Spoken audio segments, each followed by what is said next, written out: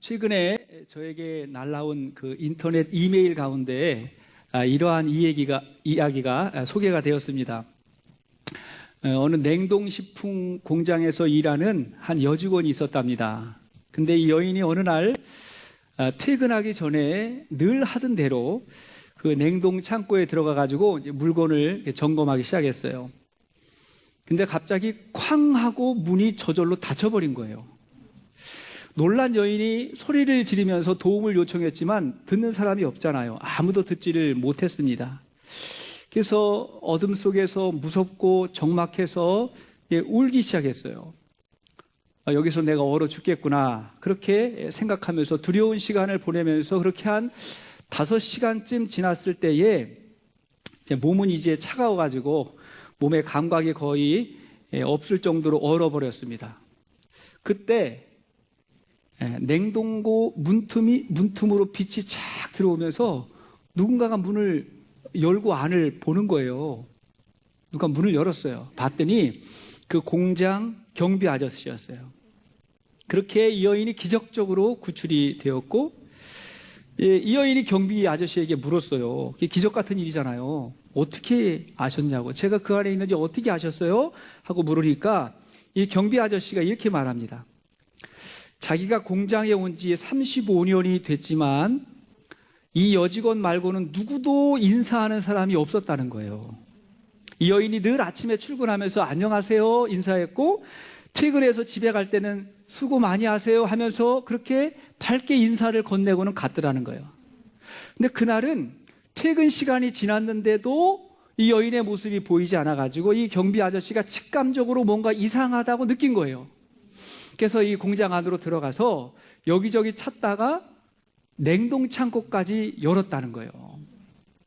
이 경비원 아저씨가 한마디를 더 합니다. 사람들은 모두 나를 별 볼 일 없는 사람으로 대했지만 당신은 매일 나에게 인사를 해주니 늘 당신이 기다려졌어요. 내가 그래도 사람 대접을 받고 있구나 하고 느껴졌어요. 이렇게 이야기했다는 거예요. 정말 감동적인 이야기면서 많은 생각을 하게 하지 않습니까? 여러분, 먼저 인사가 중요해요. 인사 진짜 중요해요. 인사도 제대로 하지 못하면서 여러분 복받을 생각하지 마십시오. 이게 기본 중에 기본이잖아요. 아마도 이 여인은 늘 마음에 기쁨과 감사가 충만했을 것 같아요. 그렇지 않으면 매일 반가운 얼굴로 인사하는 건 이건 불가능하잖아요. 저는 이 이야기를 들으면서 이것이 매일 감사의 기적이라고 생각했어요. 감사하면 달라지는 것들이라는 책이 있습니다. 이 책의 저자인 제니스 캐플린은 새해가 시작이 되면서 마음에 올해는 어떤 일이든 좀 감사하며 살아야 되겠다, 그리고 긍정적으로 살아야 되겠다, 이렇게 다짐을 합니다. 그런 결정을 한 여러 가지 이유가 있는데, 하나는 이 감사가요, 인간의 정신 건강과 행복에 굉장히 큰 영향이 있다는 것을 이 여인이 알게 된 거예요. 연구에 의하면 같은 환경에서도 감사하는 사람과 그렇지 않은 사람이 차이가 18.5%가 난대요. 똑같은 상황이지만 감사하는 사람이 18.5% 더 행복감을 느낀대요. 그럼에도 불구하고 사람은 본능적으로 부정적이어서 하루에 기분 좋은 일 10가지가 있고 기분 나쁜 일 1가지가 있으면 그날 저녁에 아내나 남편하고 앉아서 하는 이야기에 어떤 이야기 하죠? 기분 나빴던 이야기를 한다는 거예요. 그러면 그 하루가 기분 나쁜 하루가 되는 거예요. 보통 사람들이 그렇습니다.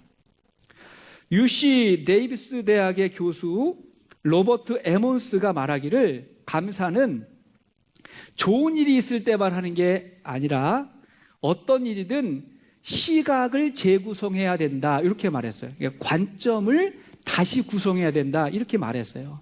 자, 이러한 이유에 의해서 이 책의 저자가 한 해 동안 감사일기를 쓰기로 결정을 합니다. 우리처럼 하루에 3가지씩 감사일기를 쓰기로 결정을 하고, 그러고 나서 그 한 해 동안 되었던 일들이 엄청난 기적 같은 일들이 벌어진 거예요. 그게 책의 내용입니다. 이런 거예요. 남편하고 다시 사랑에 빠졌대요. 다시 뜨겁게 사랑하고, 아이들에게서 불평이 사라졌고, 감사하니까 꿈도 더 커졌대요. 육체에는 비타민 G가 생겼대요. 비타민 G. 비타민 gratitude. 감사 비타민을 먹게 됐다는 거예요. 심지어 감사 다이어트도 했대요. 감사 다이어트 효과가 있다는 걸 알게 됐어요. 감사와 관련된 모든 이야기를 다 경험하고 나서 책을 쓰게 됐는데, 이 책의 원제가 뭐냐면 The Gratitude Diary예요. 뭐죠? 감사일기예요. 저와 여러분들이 하고 있는 감사일기가 이렇게 중요한 것입니다. 자, 이렇게 감사만 해도 달라지는 것들이 너무나 많아요. 그래서 감사가 만사 형통의 비밀입니다. 자, 감사는 만사 형통의 비밀이에요. 자, 문제는 우리가 어떻게 감사만 하며 살 수 있느냐 하는 것입니다. 이런 상황에서 우리는 11월 감사의 달을 맞이했고, 다음 주는 추수감사주일로 지키게 되었습니다. 자, 보십시오. 신앙이 없는 사람들도 이렇게 감사하며 감사의 기적을 만들어 가는데, 우리가 예수 그리스도 안에 있다면 우리는 당연히 감사하지 않을 수 없어요. 자, 오늘 본문 18절에 뭐라 그랬죠? 18절 시작. 범사에 감사하라. 이것이 그리스도 예수 안에서 너희를 향하신 하나님의 뜻이니라. 범사에 감사하는 게 하나님의 뜻이래요. 이 범사라고 하는 말은 모든 상황에서 그래요. 모든 일에. 그러니까 하나님의 뜻이 모든 일에 감사하는 거예요. 여러분, 우리가 얼마나 하나님의 뜻을 찾습니까? 하나님 어디로 갈까요? 뭘 선택할까요? 우리 하나님의 뜻을 찾아요. 그런데 감사하는 게 하나님의 뜻이라고 하니까, 그게 하나님의 명령이니까 우리가 감사하지 않을 수가 없는 거죠. 그게 하나님의 우선되는 뜻이에요. 자, 그런데 우리 하나님은 범사에 감사하라고만 말씀하시지 않고 어떻게 그렇게 살 수 있는지까지도 우리에게 알려주시는 것입니다. 자, 어떻게 범사에 모든 상황에 감사할 수가 있을까요? 첫째로, 감사는 하나님에 대한 바른 태도라는 걸 알아야 됩니다. 감사는 태도예요. 여러분, 감사는 성품이 아니라 태도의 문제입니다. 이 부분에 있어서 한동대학교와 장신대 교수를 역임했던 오규훈 목사님의 감사의 7가지 언어라고 하는 책에서 그분이 이런 말씀을 하세요. 성경을 보니까 감사는 신앙의 덕목이나 영적 성품이 아니다, 이렇게 이야기해요. 예를 들면 이런 거죠. 여러분, 성령의 9가지 열매 가운데 감사의 열매가 있나요? 사랑과 희락과 화평, 오래 참은 자비 양성, 여기에 감사가 없어요. 예수님이 말씀하시는 팔복, 심령이 가난한 자, 애통하는 자, 온유한 자가 다 복을 받는데 감사하는 자가 받는 복이 없어요. 왜 그럴까? 감사가 중요하지 않아서일까? 아니, 감사는 너무나 중요한데 왜 없지? 하고 생각하다가 이분이 깨닫게 된 건 뭐냐면, 감사는 태초에 하나님께서 인간을 창조하실 때 우리 마음속에 넣어주신 DNA라는 거예요. 창조의 DNA 안에 감사가 있더라는 거예요. 이거는 가장 중요하다는 거예요, 여러분. 가장 중요하다. 그래서 성령의 열매가 없을 때는 되게 미숙하다 그래요. 오래 참지 못하고 온유하지 못하면 저 사람 좀 미숙해, 이렇게 이야기하죠. 그런데 감사가 없을 때는 미숙하다고 말하지 않고 배은망덕하다, 이렇게 말해요. 그러잖아요. 이 말을 전문 용어로 좀 바꿔 말하면 이렇게 말하는 거죠. 사가지가 없다. 감사를 모르면 사가지가 없다, 이렇게 이야기해요. 그러니까 이거는 인간성의 문제라는 거예요. 이건 더 중요한 거라는 거예요. 더 중요한 거. 우리가 누군가를 사랑하기 전에 감사하는 마음, 이걸 먼저 가져야 돼요. 감사하는 마음이 없으면 사랑할 수가 없습니다. 그래서 우리가 평상시에도 사랑합니다 라는 말보다도 감사합니다 라고 하는 말을 훨씬 더 많이 하죠. 그러잖아요. 그러니까 사랑은 개인적인 관계지만 감사는 보편적인 관계이기 때문에 그래요. 그래서 우리가 하나님을 사랑하려면 하나님께 감사하는 마음이 먼저입니다. 우리가 하나님에게 왜 감사해야 될까요? 첫째는 우주 만물을 대가 없이 우리에게 주신 은혜에 감사해야 되고, 둘째는 구원받은 은혜에 대해서 감사해야 되죠. 이건 기본적이고 보편적인 감사예요. 그러니까 하나님을 사랑하려면 먼저 하나님께 감사해야 되고, 감사는 우리는 감사의 문을 넘어서 더 깊은 은혜의 세계에 도착하게 되는 것입니다. 여러분, 오늘도 감사하는 마음으로 더 깊은 하나님의 은혜를 경험할 수 있기를 축복합니다. 자, 어떻게 범사에 감사할 수가 있을까요? 둘째는 우리가 기뻐하는 태도를 갖는 것입니다. 자, 감사는 태도라 그랬는데 기뻐하는 태도를 갖는 거예요. 사실 오늘 본문 너무나 잘 아는 말씀이죠. 기뻐하고 기도하고 감사해라. 이것이 병렬 구조로, 각각의 동일한 병렬 구조로 연결이 됐는데, 그런데 이 세 가지는 서로 연결된 직렬 구조로 볼 수 있다는 거예요. 다시 말하면 범사에 감사하는 삶이 되려면 그 앞에 먼저 뭐가 있어야 되죠? 항상 기뻐해야 되고, 그 다음에 쉬지 않고 기도해야 되고, 그 결과로 범사에 감사하는 삶이 된다는 거예요. 16절 말씀 보니까 뭐라 그랬죠? 항상, 여기부터 시작하는 거예요. 먼저 항상 기뻐하는 삶을 살아야 됩니다. 여기서 항상이라고 하는 말은 시간하고 연관된 말이거든요. 이거는 언제나 지속적으로 기뻐하라는 거예요. 문제는 우리에게 항상 기쁜 일만 일어나지 않는다는 거예요. 오히려 불편하고 힘들고 불행한 일도 우리에게 있지 않습니까? 자, 그럴 때 기뻐할 수 있는 것은 이건 믿음으로밖에 할 수 없는 거예요. 주님이 우리를 도와주시는 거, 우리에게 믿음이 있다면 이때 기뻐하라는 거예요. 요한복음 15장 11절 말씀 보니까 시작. 내가 이것을 너희에게 이름은 내 기쁨이 너희 안에 있어 너희 기쁨을 충만하게 하려 함이라. 나의 기쁨이, 예수님 안에 기쁨이 우리 안에 있어 우리의 기쁨을 충만하게 하는 게 주님의 뜻이래요. 여러분 마음 가운데 주님이 계시는 줄 믿습니까? 그 주님이 기쁨 덩어리예요. 그 주님이 우리 안에서 우리의 기쁨을 충만하게 한다 그랬어요. 그러니까 우리는 그 예수님 때문에 기쁨을 선택할 수가 있는 것이죠. 자, 야고보 1장 3절도 계속 보니까 시작. 내 형제들아 너희가 여러 가지 시험을 당하거든 온전히 기쁘게 여기라. 여기도 여러 가지 시험 가운데 기쁘게 여겨라. 이 말은 뭐죠? 어려움 가운데 기쁨을 선택하라는 거예요. 그런 태도를 가지라는 거예요. 팀 켈러 목사님께서 기쁨을 이렇게 정의했어요. 여러분 잘 들어보세요. 내게 닥친 일이 나에게 어떠한 가치인가를 생각하며, 다시 한번, 나에게 닥친 일이 나에게 어떠한 가치인가를 생각하며 그것의 아름다움과 중요성을 곰곰이 생각해서 마침내 그 마음을 내 안에 두고 그것의 달콤함을 맛보는 것이다 그랬어요. 김강학 집사님 이해가 되세요? 한 번 듣고 이해가 잘 안 되더라고요. 저도. 근데 자꾸 읽어보니까 이게 기가 막힌 말이에요. 다시 한번 들어보세요. 나에게 닥친 일이 나에게 어떠한 가치인가를 생각하며 그것의 아름다움과 중요성을 곰곰이 생각해서 마침내 그 마음을 내 안에 두고 그것의 달콤함을 맛보는 것이다. 이렇게 말했어요. 뭐예요? 감정적으로만 생각하지 말고 냉정하게 생각해서 결정하라, 선택하라는 거예요. 기쁨은 그런 거예요. 냉정하게 생각해서 기뻐하기로 결정하는 거예요.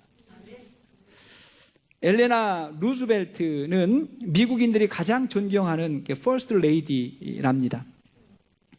그런데 그녀가 10세 때 부모를 잃고 고아로 자라게 되죠. 그러다가 20세 때 만난 남자가 그 유명한 루즈벨트 대통령입니다. 당연히 처음부터 대통령 아니었죠. 평범한 사람이었어요. 근데 젊은 시절 30대에 뜻하지 않은 사고를 당하죠. 다리가 말라버린 소아마비를 겪게 돼가지고 평생 이제 걷지 못하는 그런 불행을 겪게 됩니다. 야망이 컸던 남자인데 시리에 빠져 있는 남편이 아내에게 묻는 거예요.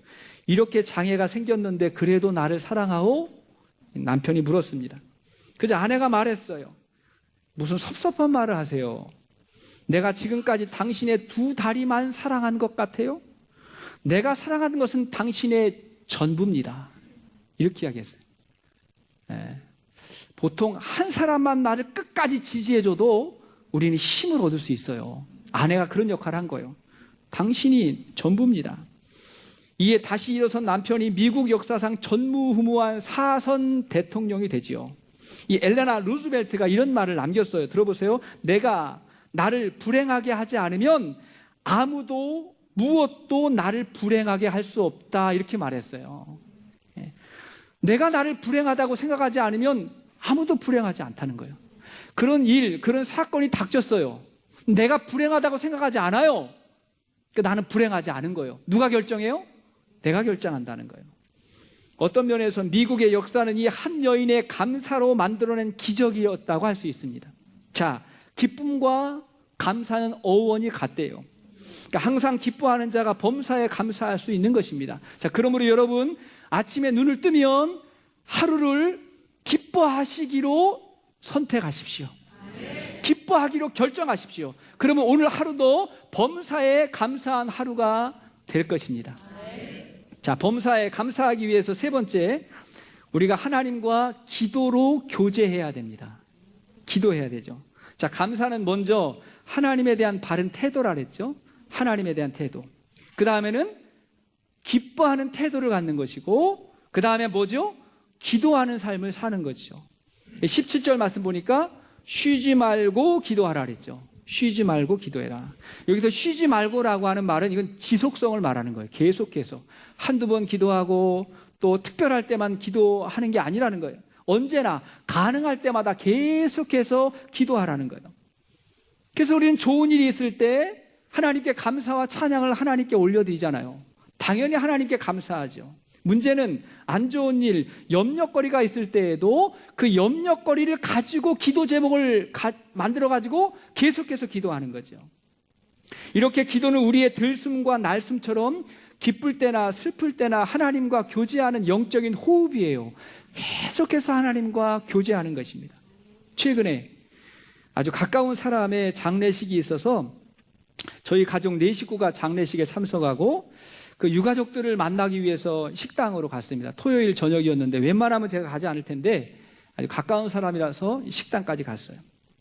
사람들에 비해서 식당이 좁아서 우리가 앉아있는 테이블이 6인석이었는데 우리 4식구와 그 두 의자에 우리가 모르는 두 여인이 앉게 됐습니다. 그 두 분의 여인과 합석을 했어요. 옷을 보니까 어느 교회에서 오신 분들이었어요. 근데 그 중에 한 분이 정말 완전 비호감이에요. 우리 성도님들 가끔가다 이렇게 비즈니스 하시는 분들 가끔 그래요. 목사님 진상이에요.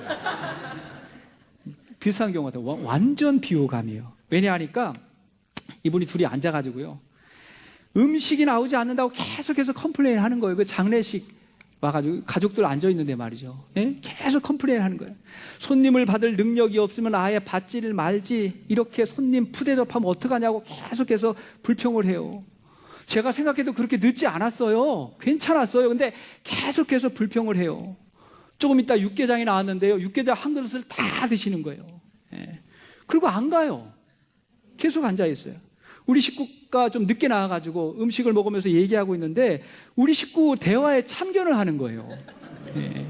우리가 이런 얘기 했거든요. 어떡하다 카나다 이야기가 나왔어요. 거긴 눈도 많이 오고 아름답고 나무도 많대. 그러니까 그래 우리 나중에 캐나다 한번 가보자. 뭐 이런 이야기 했단 말이에요. 그때 그 여인이 거기가 할 거 없다고.